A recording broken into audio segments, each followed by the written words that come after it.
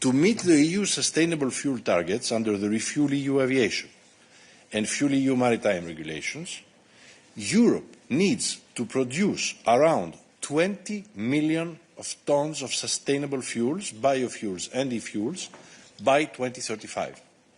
20 million tons. Yet, today, the regulatory obligations are not enough to trigger the investment we need to reach this goal. And we face a clear market failure. Despite Europe having the largest project pipeline ready for e-fuel production, investors hesitate to take final investment decisions. Sustainable fuels currently cost 2 to 10 more times than conventional fuels and require massive capital investments. There is also a mismatch between the needs of the fuel producers and the needs of off-takers, like airlines or shipping companies.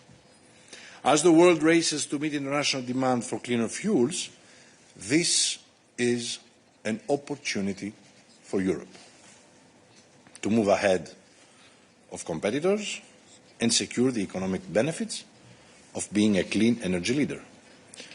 But to scale up the production of renewable and low-carbon fuels, we need 100 billion euros for investment by 2035, and we need it fast. There's no time to lose. Most of this is expected to come from the private sector, but it is not yet happening, and certainly not at the pace required or at the pace that we would want. The STIP, therefore, sends a clear signal to investors. Our targets are stable, and the Commission will support the sector throughout the transition. The next 2 years are important. Investment decisions and construction must start by 2027, or we will miss the 2030 targets. It's as simple as that. So STIP will therefore focus on the short and the medium-term measures. In the short term, STIP will mobilise all the resources under current EU funding programmes, like the Innovation Fund, Horizon Europe, InvestEU, amounting to at least 2.9 billion euros of EU support for sustainable fuels. In addition, together with the Member States, we will launch an ESAF Early Movers Coalition pilot project to mobilise at least 500 million euros for synthetic fuel projects. This is very important. We will establish an EU mechanism to connect fuel producers with buyers, to support revenue certainty while de-risking investments. We will also explore how the EU ETS mechanism can further support aviation and maritime sectors, which is something that I feel very, very strongly about. But STIP is not only about investment and funding. It also proposes a broad set of actions on the regulatory simplification and streamlining.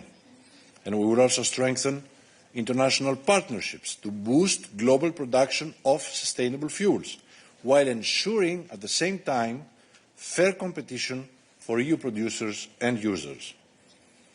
In conclusion, ladies and gentlemen, today's transport package will drive innovation and investment, connectivity and autonomy, while at the same time creating the resilient and cutting-edge transport system that Europeans want and deserve. Thank you.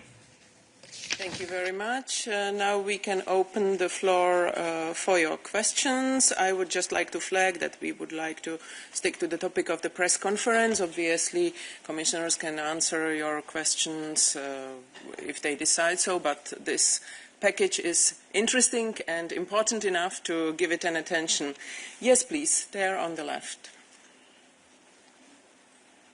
Hi, Marcello Campo from Italian news agency ANSA. Now,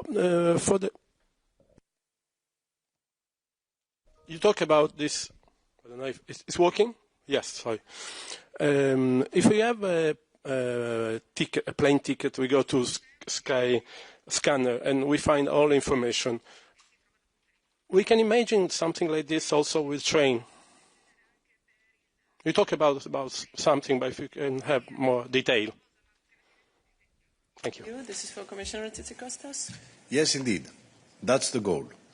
The goal is, and we will present this at the beginning of 2026, for all passengers to be able, with one click on their phone or on their PC, to be able to book and to purchase a ticket cross-border through different companies and multimodally, which means that if someone wants to book a trip and needs to use for the one leg of his trip an airplane and for the other a train, he will be able to do that with one ticket.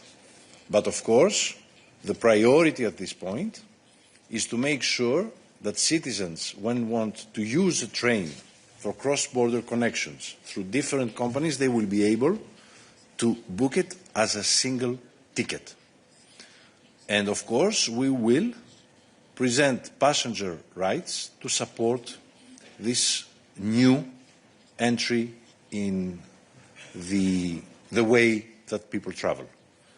So yes, this is exactly our target, and this is what we're working on, and we will present it early 2026. Thank you. Another question was here in the middle, and please introduce yourself and the media you work for. Does it work? Yes. Frank Hütten from the German transport journal DVZ.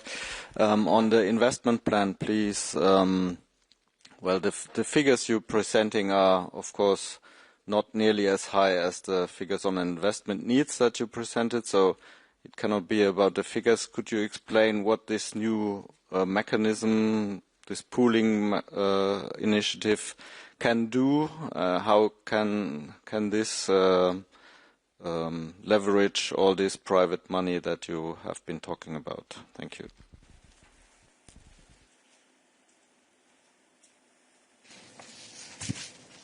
Commissioner, would you like to elaborate? You want to say something? Please. Financial plan. It's working? Okay, good. So thank you very much for your question.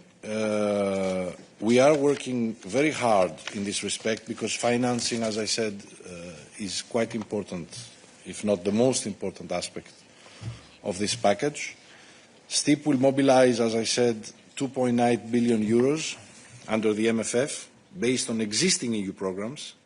This means for years 26-27 only.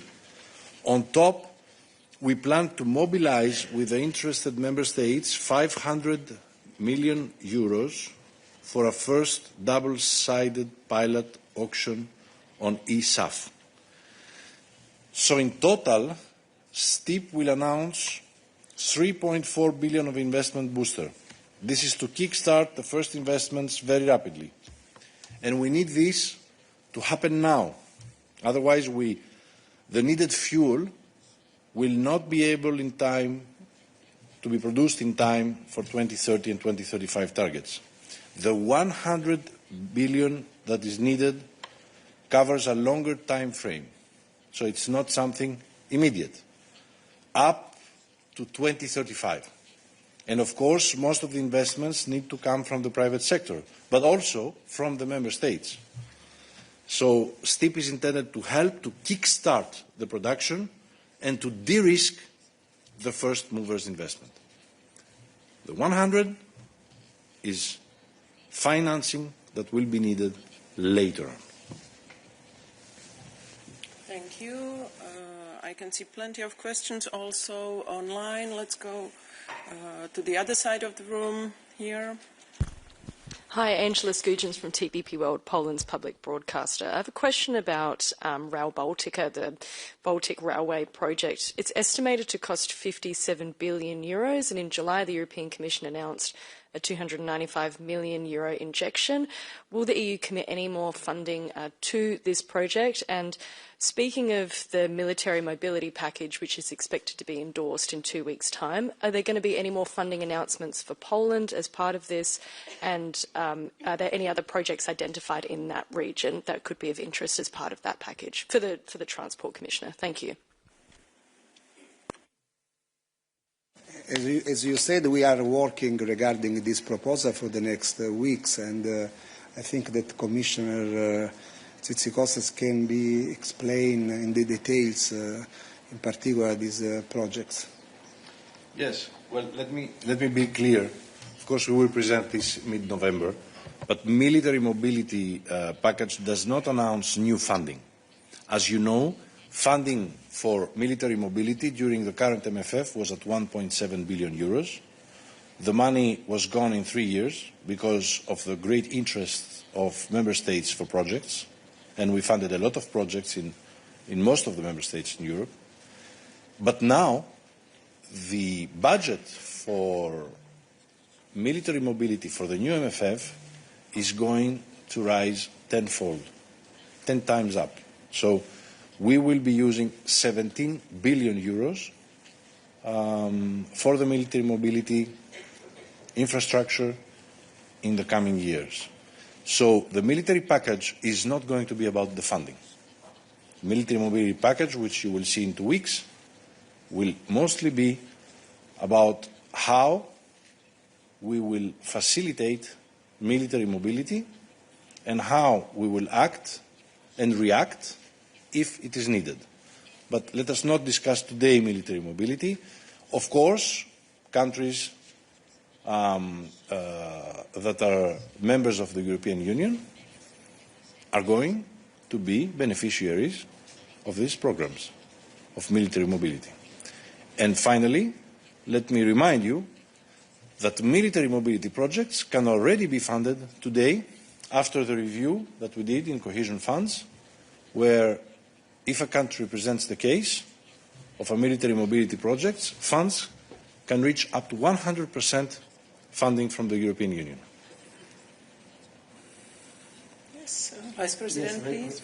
Regarding the midterm review of cohesion, it is important to remember that we closed the procedure in September. We are waiting the proposal from the member states and the regions, and we'll see how it's possible to move some resources, not for military, but for dual use. As you know, this is clear in the proposal, and I know that several member states are presenting the proposals in this direction. And in a few weeks, in the coming weeks, I think that it will be possible to have a clear idea regarding these opportunities. But let me be clear for some. If we want all this to happen, we need to have this proposal of the CEF budget adopted. So I urge the co-legislators to support the Commission's proposals on CEF, which is doubling the money, the funds, for infrastructure projects in CEF, and increasing by 10 times the infrastructure projects for military mobility funding. So it's a good opportunity today to remind everyone that we need to strongly support this proposal on CEF funding. Thank you. Another question there.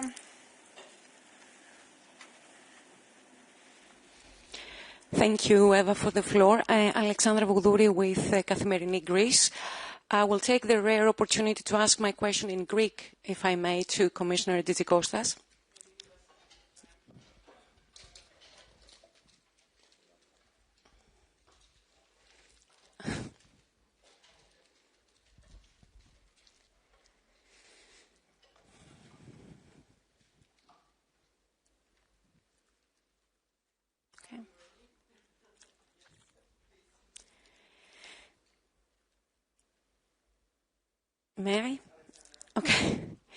Κύριε Επίτροπε, καλημέρα. Το φιλόδοξο αυτό σχέδιο που παρουσιάσατε σήμερα, πιστεύετε ότι θα μπορούσε να αποτελέσει μια τελευταία ευκαιρία για τον ελληνικό σιδηρόδρομο λόγω των γνωστών και χρόνιων παθογενειών του. Θα αποκατασταθεί επίσης η εμπιστοσύνη του επιβατικού κοινού και θα προσελκύσει επενδύσεις. Ευχαριστώ πολύ. Είναι προφανές ότι ξέρουμε πολύ καλά και το γνωρίζετε κι εσείς ότι το Ελληνικό Υπουργείο Υποδομών και Μεταφορών έχει καταρτήσει ένα σχέδιο δράσης πάνω στο οποίο έχει θέσει πολύ συγκεκριμένα χρονοδιαγράμματα, έχει υποβάλει το σχέδιο αυτό στην Ευρωπαϊκή Επιτροπή με στόχο την αντιμετώπιση όλων των ζητημάτων που απαιτούνται ώστε το ελληνικό σιδηροδρομικό σύστημα να καταστεί ασφαλές σύμφωνα με τους ευρωπαϊκούς κανονισμούς. Γιατί όπως ξέρετε, από τις πρώτες εβδομάδες ανάληψης των καθηκόντων μου και αφού πρώτα ενημερώθηκα από τις αρμόδιες υπηρεσίες της Κομισιόν για την κατάσταση στο ελληνικό σιδηρόδρομο, ξεκίνησα διαδικασία παραβίασης των ευρωπαϊκών κανονισμών από την Ελλάδα. Και έτσι λοιπόν τώρα παρακολουθούμε ως Κομισιόν πολύ στενά την εξέλιξη και βέβαια την πρόοδο που σημειώνεται με βάση το σχέδιο δράσης που έχει υποβάλει το Υπουργείο Υποδομών και Μεταφορών στην Κομισιόν. Πρέπει να σας πω ότι οι υπηρεσίες της Ευρωπαϊκής Ένωσης εκφράζουν την ικανοποίησή τους για την πρόοδο αυτή και ότι τηρείται το χρονοδιάγραμμα του Υπουργείου. Φυσικά, εμείς συνεχίζουμε να παρακολουθούμε πολύ στενά και να αξιολογούμε διαρκώς την εφαρμογή του και αν σε οποιαδήποτε στιγμή εντοπίσουμε την παραμικρή καθυστέρηση ή αδυναμία, θα λάβουμε άμεσα μέτρα. Πέρα όμως από αυτήν την στενή εποπτεία, παρέχουμε ήδη τεχνική βοήθεια και τεχνική βοήθεια στην Ελλάδα, ώστε το σιδηροδρομικό σύστημα της χώρας να βελτιωθεί και να γίνει σύγχρονο, ασφαλές και αξιόπιστο, όπως ακριβώς αξίζει σε όλους τους Έλληνες πολίτες. Τώρα, είναι προφανές ότι ακριβώς αυτό το πρόγραμμα που παρουσιάσαμε σήμερα είναι ένα πρόγραμμα το οποίο θα ενισχύσει αυτή την προσπάθεια που κάνει σήμερα το Υπουργείο Υποδομών και Μεταφορών της Ελλάδος.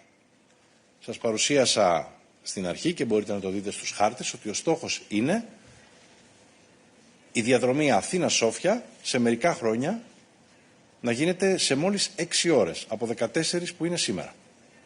Και προφανώς μέσα από το πρόγραμμα αυτό θα μπορέσει και η Ελλάδα να αποκομίσει σημαντικά ωφέλη, κυρίως σε ό,τι έχει να κάνει την χρηματοδότηση σημείων του σιδηρόδρομου τα οποία είναι σήμερα προβληματικά ή έχουν καταστραφεί από φυσικές καταστροφές όπως ο Ντάνιελ και για τα οποία το Υπουργείο Υποδομών και Μεταφορών έχει ήδη ξεκινήσει τις διαδικασίες αποκατάστασής τους.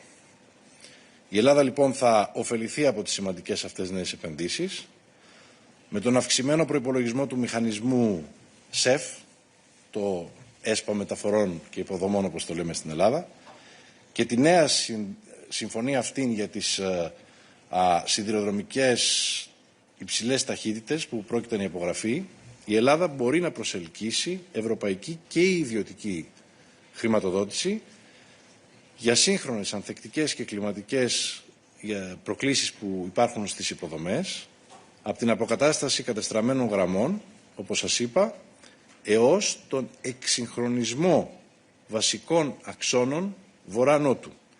Τα έργα αυτά θα μειώσουν τους χρόνους ταξιδιού, θα δημιουργήσουν νέες αναπτυξιακές ευκαιρίες για τη χώρα και κυρίως θα καταστήσουν το σιδηρόδρομο ασφαλή και με βάση τα ευρωπαϊκά πρότυπα. Εν ολίγης, η συμφωνία αυτή αντιπροσωπεύει και τη στήριξη της Ευρώπης προς την Ελλάδα με χρηματοδότηση, τεχνογνωσία και ουσιαστική βοήθεια για την οικοδόμηση ενός σιδηροδρομικού συστήματος ασφαλούς, ταχαίως και πλήρως συνδεδεμένου με το υπόλοιπο ευρωπαϊκό δίκτυο και βέβαια με βάση τους ευρωπαϊκούς κανονισμούς που ισχύουν.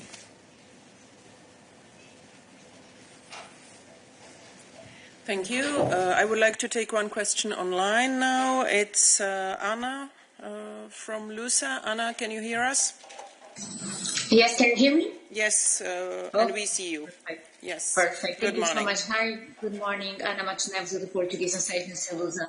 I would like to ask some questions on the connection between Lisbon and Madrid that is foreseen under this plan, and there was already an agreement last week between the governments of Portugal and Spain.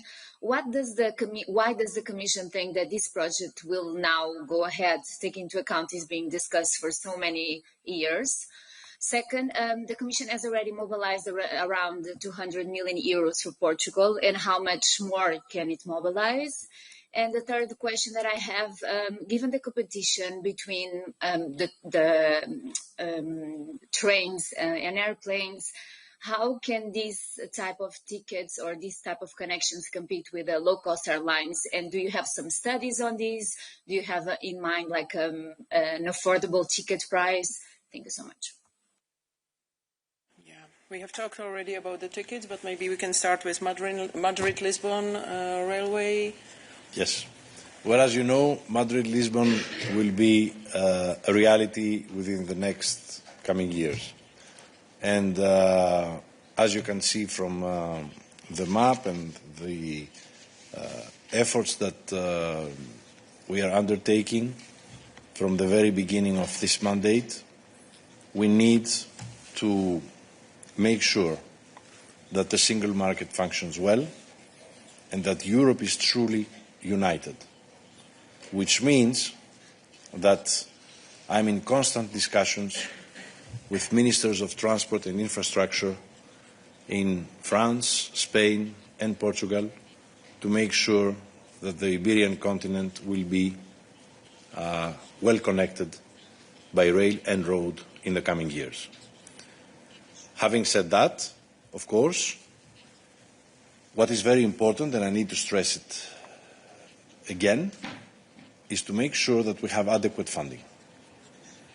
In order for this to happen, we need the proposal of the Commission to be adopted on the new MFF. Because as you know, all this line that you described in the Iberian Peninsula is on the TEN-T corridors. And of course,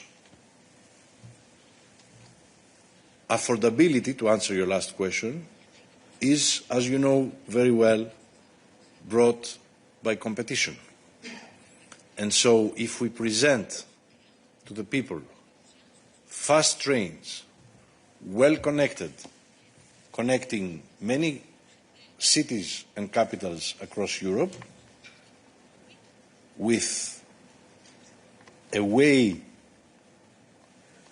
to go somewhere fast and safely, rest assured that citizens will definitely choose train over any other means of transport. But we are not here to create obstacles to some transport modes. We are here to incentivize others, to make the difference for Europe, for our climate, but also for our economy and for transport in the EU.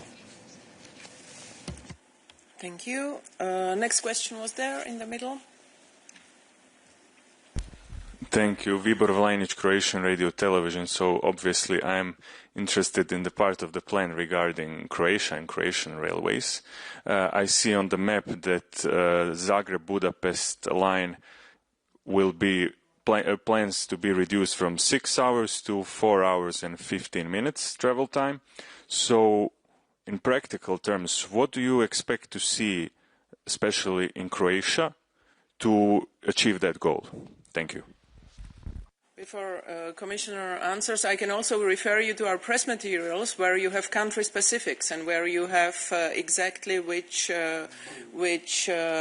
railways are already being built and what is the plan for a specific country. So there you can also go to find information about your country. Commissioner? Yes, I would say that you have all the material in front of you, member state by member state. And you can always get informed on the infrastructure projects that are underway. What I can tell you is that I'm in very close collaboration with the Croatian government in order to make sure that we stay on track.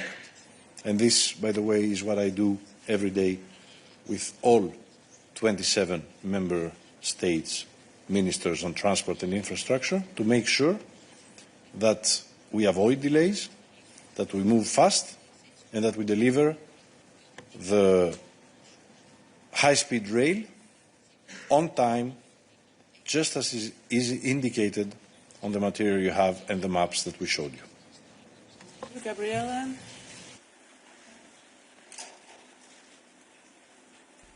Thank you, Eva. Gabriele Rosana, Il Messaggero, Italian newspaper. It's not as rare as an occasion as with the Greek language, but I will also take advantage of having the interpreters in the room, so I will ask my question in Italian. I would like to say that we interpret to 20 languages and take the opportunity to thank to our interpreters, and now we are ready for your question. Thank you. Vicepresidente Fitto, abbiamo parlato di vari paesi, di vari collegamenti ferroviari, se può dirci qualcosa anche in particolare su quelli che riguardano l'Italia in questo piano che presentate oggi, e una seconda domanda sulla competitività e i trasporti. Ieri la Corte Costituzionale italiana ha annullato alcune disposizioni di legge in Italia che mettevano limiti ai servizi di noleggio con conducente. Il tema ha anche una dimensione europea, visto che anche a inizio di quest'anno, quando avete presentato la comunicazione sulla strategia sul mercato unico, avete annunciato azioni per far sì che regole e principi del mercato interno e della libera concorrenza si possano applicare anche al settore dei servizi di noleggio con conducente, quindi non soltanto ai taxi. Volevo sapere se ha un commento appunto su questo e sulle prossime mosse europee. Grazie.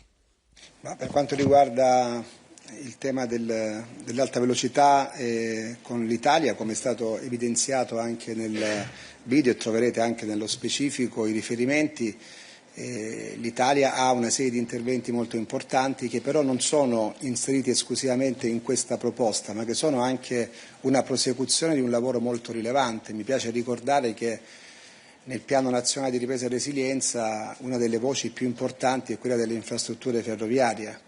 Gli investimenti realizzati in questo contesto superano abbondantemente i 20 miliardi di euro, quindi è un contributo molto rilevante in questo senso, che oggi prosegue anche con una organizzazione più strutturata, così come quella che viene presentata con queste misure che mettiamo in campo. Per quanto riguarda la decisione della Corte Costituzionale di ieri, è evidente che non è mio compito entrare nel merito né tanto commentare la decisione sia della Corte Costituzionale che delle eventuali ripercussioni sul Governo, perché evidentemente tutto questo riguarda un dibattito interno. Laddove dovessero esserci profili che riguardano e che impattano sul fronte della competitività per la semplificazione del mercato interno anche a livello europeo, evidentemente la Commissione riprenderà in debita considerazione. Oltretutto, come sapete, anche sul tema della competitività esiste uno dei principali obiettivi in termini di riforme anche nell'ambito dell'attuazione del Piano Nazionale di Ripresa e Resilienza, quindi c'è un doppio livello di controllo e di collaborazione tra Governo italiano e Commissione europea. Thank you. And the last question I think I can take is online. Louise, are you still there? And would you like to pose your question? Yes, can you hear me? Yes, we can hear you and see you. Yes, thank you. The question regarding on Spain, I would like to ask you why, if I'm not wrong in the map, I don't see connections between Barcelona and France. So it's a problem between Spain and France. There was at least one company who said that France